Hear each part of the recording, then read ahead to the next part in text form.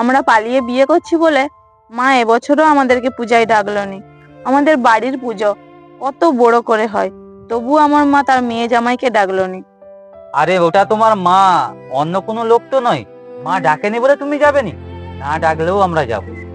না না, ওখানে গেলে তোমাকে অপমান করবে। আরে অপমান করুক, তবুও আমরা যাব। মা ছেলেকে কিছু বললে সেটা কি আবার গায়ে লাগে নাকি? না, তোমাকে অপমান করলে আমার গায়ে লাগবে। আমি যাবনি। আমি তোমার সঙ্গে খুব ভালো আছি। ওরা যেদিন ডাকবে সেদিন আমরা যাব। আরে তোমার মায়ের সব থেকে প্রিয় জিনিসটা আমি কেড়ে নিছি, তাতে তো রাগ হবেই। তারা যদি রেগে দুটা কথা শোনায়, আমার খারাপ লাগা উচিত নয়। আমার উচিত তাদেরকে বুঝানো। বিয়ের আগে তাদেরকে মানায়নি, বুঝায়নি, তোমাকে পালিয়ে যেয়ে বিয়ে করে ফেলছি, তাদের তো মান সম্মানটাই তো চলে গেছে, তাদের তো এমনিতেই রাগটা হবেই।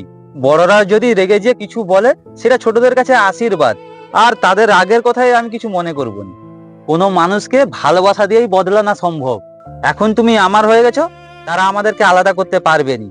আর আলাদা করতে পারবেনি যে নেই, তারা আমাদেরকে মেনে নিবে। আর এখন তো আমাদের মধ্যে তৃতীয় ব্যক্তি আসছে, তার জন্য তো তারা আরোই মেনে নিবে। যাও, তুমি গোছগাছ করো, আমরা যাব।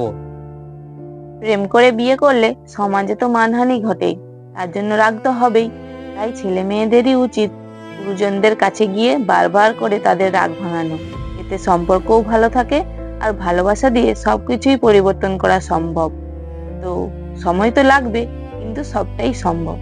তো বন্ধুরা, ভিডিওটা কেমন হয়েছে অবশ্যই জানিও। ভালো লাগলে একটা লাইক, কমেন্ট, শেয়ার করে যেও। টাটা।